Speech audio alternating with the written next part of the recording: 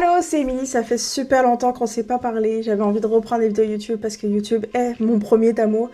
So, je sais pas, nouvelle année. Ok, on est un peu tard dans le début d'année, mais c'est pas grave. J'avais envie de revenir sur YouTube parce que mon Dieu que j'aime cette plateforme et je regarde beaucoup de booktube. Donc c'était important. J'avais envie de refaire des vidéos. Mais maintenant c'est vrai que je suis sur Instagram aussi et sur TikTok. Donc n'hésitez pas à me suivre. Je vous parlerai de livres, mais sur cette chaîne YouTube, je vais peut-être vous parler un peu plus que des livres. En tout cas, aujourd'hui, cette vidéo, on revient sur mon année 2024. Donc, tout ce que j'ai lu, mes coups de cœur. Enfin bref, on fait un bon retour. Et dans une prochaine vidéo, on ira sur tous les livres que j'ai lus, puis je vais les classer dans une tier list. Et mon Dieu que ça va être long, je pense, comme vidéo. Mais tout de suite, on y va. Donc mon année 2024, à quoi ça ressemblait? Et ben c'était 106 livres lus. J'avais l'objectif d'un peu plus que 90. C'était 8 livres par mois. J'ai réussi, j'ai explosé ça. Je suis très fière de moi d'avoir dépassé les 100 livres. J'ai été capable parce que le mois de décembre, j'ai lu beaucoup de romances de Noël, puis elles sont un petit peu moins longues, donc ça va quand même très rapidement. Mais bon, je suis très fière de moi. Puis il y a des mois où j'ai vraiment très peu lu, surtout que j'ai déménagé, mais je vous ferai une vidéo house tour de ma maison, parce que j'ai acheté. Donc je vous ferai une petite vidéo comme ça, puis là même là de voir où est-ce que je suis. Bref, donc 106 livres, et ça représente 466 heures de lecture environ, là, j'ai pas mis toutes les minutes du tout, mais c'est fou, je trouve. Je trouve ça malade, 466 heures.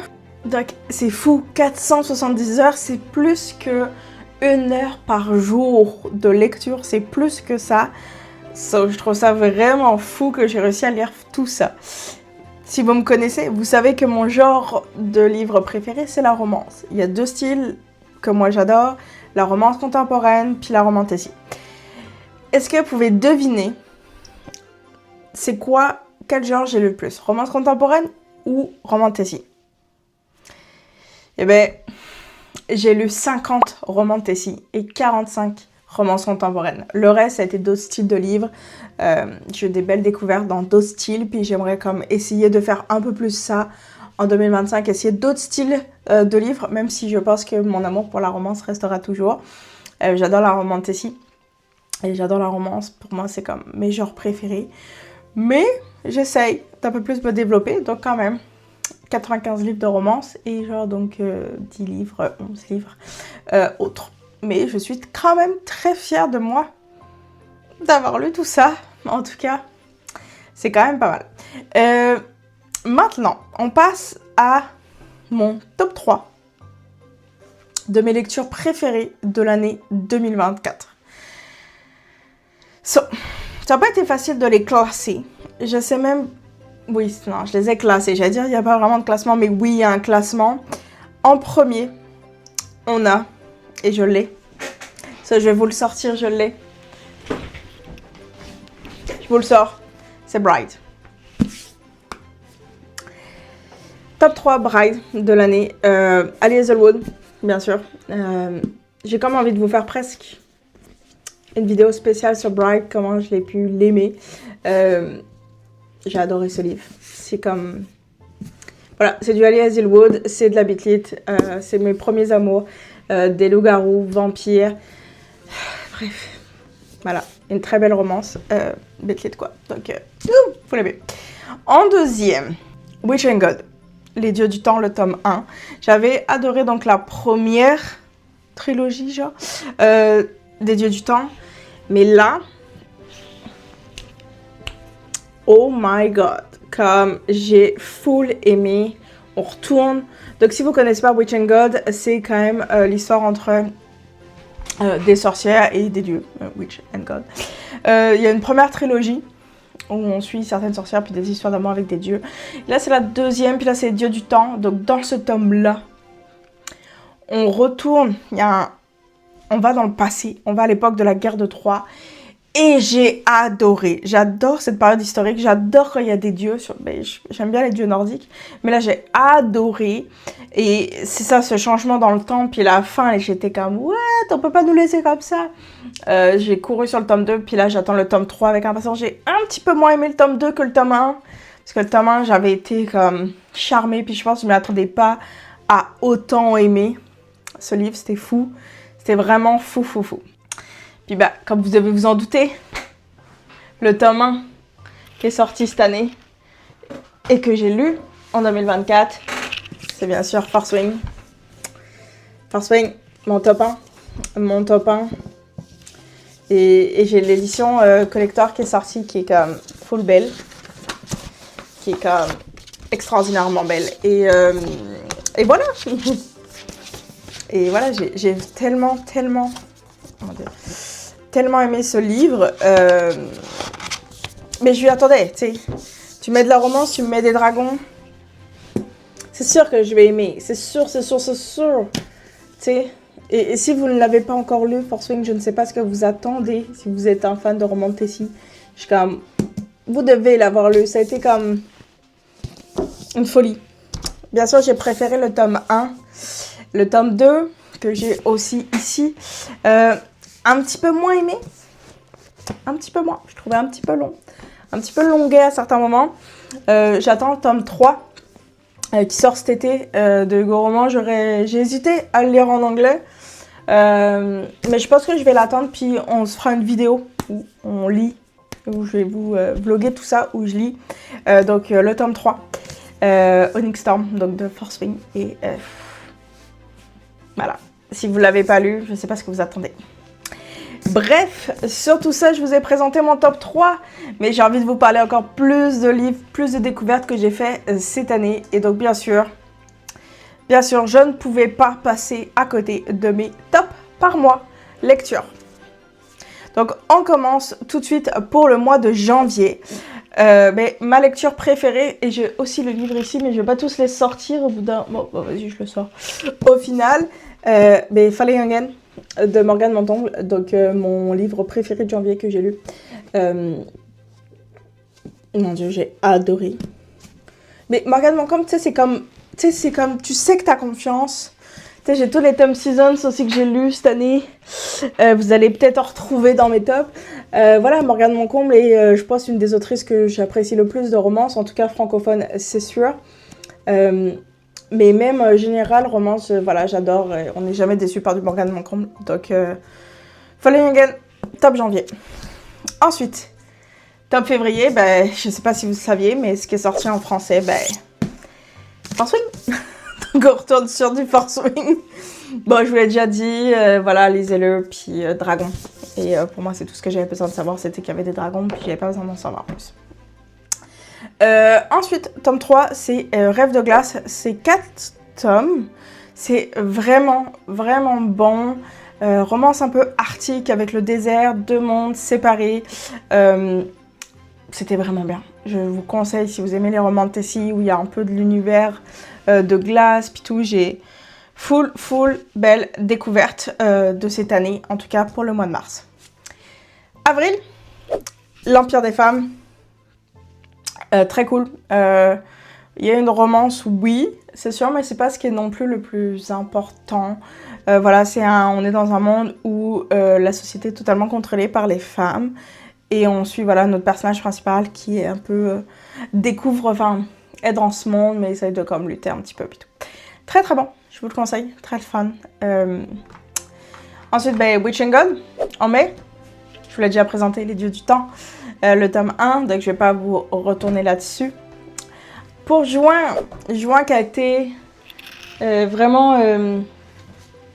un mois où j'ai déménagé, donc c'est un mois que j'ai pas beaucoup lu, mais en tout cas j'ai lu ce livre et du coup je m'en souviendrai, c'est le premier livre que j'ai lu dans ma maison et donc j'en suis très contente. Mon chum me l'avait offert, donc c'est Un printemps pour te succomber. Donc, de Morgane Montomble, c'est mon tome préféré de la saga Seasons. Même si je les ai tous aimés, la saga Seasons. Lui est un petit peu au-dessus parce que c'est une des tropes que je préfère du fake dating. C'est une de mes tops préférées. Et donc, voilà. Et c'est, voilà, j'ai full aimé. Et je vous le conseille, toute la saga Seasons. Et vraiment, celui-là, je le trouve le meilleur de tous. Juillet, ben on continue. Let's go. Le dernier tome donc, de la saga Seasons, Un été pour te retrouver. Je vais avoir vidé toute ma bibliothèque derrière. Ouais, j'ai full aimé. Je sais qu'il a été pas forcément aimé par tout le monde. C'est un second chance. Pas une trope que j'apprécie de base. Mais j'ai aimé comment ça a tourné. Comment essayer de faire tourner les choses. Puis tout. Donc vraiment... ouais, j'ai rien à dire, j'ai adoré. Et on continue, on vide ma bibliothèque en août. Ok, je reviens. J'ai fait tomber toute ma bibliothèque, mais ça va, je suis là. Donc, en août, c'est le mois d'août. Je ne sais pas si vous le savez, le 12 août, c'est la journée je lis québécois. Donc, je lis un livre québécois. Et moi, j'ai décidé de faire, en fait, tout le mois d'août, à chaque fois, de lire que des livres d'autrices, d'auteurs québécois. Je vais le refaire cette année, bien sûr, puis je bloquerai peut-être ça. J'adore faire ça. J'ai déjà acheté un livre qui rentre dedans. Donc, j'avais lu le tome 1 de Ronzondine, là je vais lire le tome 2, j'ai déjà eu pour Noël. Et donc là mon petit coup de cœur du mois d'août c'était donc La floraison des nénuphars, donc c'est le tome 2. Ça suit l'allégorie des trucs arc-en-ciel que j'avais lu aussi cette année, que j'avais full aimé. Donc une très belle histoire d'amour qui se passe 4 ans après, donc le premier tome, donc je veux pas trop vous en dire non plus. Mais on retrouve nos personnages puis un peu voir qu'est-ce qui se passe. Après, quand ils se sont mis ensemble un petit peu, les protagonistes, et donc c'est très très cool. Donc de Marie-Christine Chartier, et très très cool. Donc coup de cœur, mon top de août. Pour le mois de septembre, c'est Love Theoretically, donc encore un livre d'Ali Hazelwood, bien sûr, je l'adore Ali Hazelwood. Dans ce livre-là, c'est encore une de mes trois préférées, bien sûr, il y a de la fake dating. Puis en gros, on suit, bien sûr, il y a toujours de la science dans les livres d'Ali Hazelwood. Bah, tous ceux que j'ai lus. Je n'ai pas lu encore Checkmate. Je dois le lire. Mais dans ce livre-là, donc on a notre protagoniste qui fait, en fait, que sa job le soir, c'est de faire du fake dating avec d'autres hommes. Et le jour, bah, c'est une chercheuse. Et sauf que bah, c'est très difficile d'être chercheuse genre titulaire. Et là, genre un poste s'ouvre et elle postule. Et bien sûr, un des recruteurs, bah, c'est le frère d'un des gars avec qui elle fait du fake dating, so il la comprend pas. Et puis il est comme, pourquoi tu lui mens, puis tout. Parce qu'elle s'est inventé une vie. Bref, c'est très très bon. Je vous le conseille, bien sûr. C'est beaucoup, il y a quand même de la science, mais il y a beaucoup de romance parce que c'est les Hazelwood. Donc, c'est super bon. Octobre. Bien sûr, octobre, t'essaies d'avoir des romances un peu différentes. Puis là, j'ai lu un thriller. Et c'est Le secret de la femme de ménage. J'avais adoré ma lecture La femme de ménage. Là, c'est le secret. Les secrets, je sais plus trop. Les secrets. En tout cas, j'ai full aimé. Et ça me donne envie de lire plus de thrillers. Donc, si vous avez des thrillers à me conseiller dans ce style-là, pas trop non plus, laissez-moi rentrer tranquillement dans ce style-là. Mais mon Dieu, que j'ai aimé ce livre-là. Un petit coup de cœur, si vous ne l'avez pas lu, je vous conseille vraiment, ça mérite sa hype largement. Novembre, avant-dernier mois de l'année, Savage Lands. Beaucoup de gens ont full aimé le livre, donc j'étais comme let's go, je me lance ça, puis il y a je sais pas combien de tomes. J'ai lu les 3 premiers tomes, puis au bout d'un moment je me suis lassée. C'est un peu mon problème quand je lis toute une saga. Je me lasse et j'ai envie de passer à autre chose parce que je suis comme ça. Donc c'est ma personnalité qui tombe toujours envie d'aller essayer des nouvelles choses. So, Savage Lands, c'est très cool, on est dans un monde... on est sur Terre, mais il y a des fées, puis il y a des humains, puis ils sont en guerre, puis on suit la protagoniste principale qui va se retrouver dans une des prisons les plus dangereuses sur Terre.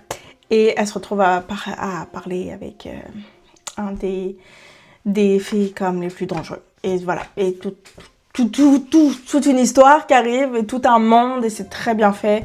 C'est juste, au bout d'un moment, moi j'ai trouvé ça un peu long pour moi, mais le premier tome est vraiment super bon. Et en fin décembre, bah bien sûr, on retourne, hein, vous le savez. Vous ne l'aviez pas encore eu, sauf c'était sûr que c'était pour décembre. Et c'est Bride, bien sûr, mon édition magnifique que j'ai. Mais voilà, magnifique.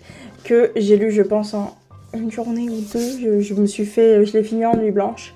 Je me suis endormie genre vers 3-4 heures du matin pour finir parce que j'étais comme rendue là, on va le finir, non? Donc bref, vraiment un coup de cœur pour ce livre. J'ai full aimé et je vous le conseille si vous ne l'avez pas encore lu. Donc on a la protagoniste qui est une vampire. Elle doit épouser le chef des loups pour améliorer l'entente. Et en fait, elle accepte juste parce que il y a une histoire avec sa meilleure amie qui a disparu puis qui sait peut-être des choses. So, c'est très le fun. Bien sûr, une histoire d'amour interespèce. C'est du Bitlit. C'est du Alice Wood qui essaye un style vraiment différent qu'elle a l'habitude. Et moi, j'ai full aimé. C'était un gros coup de cœur. Et voilà. C'est que ça finit très bien, en tout cas, mon année 2024 sur un énorme coup de cœur. Même si c'était début décembre quand j'ai lu, mais extraordinaire. Donc voilà tout ce que j'ai lu. Enfin, en tout cas, un peu mon bilan sur mon année 2024. J'ai eu vraiment une grosse année de livres. Je me suis pas donné d'objectif pour 2025. Je vais pas trop me mettre de pression. Je fais juste ça pour le plaisir. Ça reste un passe-temps. Et il y a plein d'autres choses à faire. Voilà, je me mets pas d'objectif, même si j'aimerais bien atteindre les 100 livres encore. On verra très bien ce que j'ai réussi. Tu vois, en janvier, je pense que j'ai lu genre 7 livres. Donc, on n'est pas super bien parti, mais on sait jamais. Et voilà, en tout cas, j'étais très contente de revenir sur YouTube avec cette vidéo. Et j'espère que ça vous a plu. N'hésitez pas à commenter, vous, comment a été votre année. Puis qu'est-ce que vous pensez de mes top lectures de l'année. Et voilà, on se retrouve très vite pour une prochaine vidéo. Bye!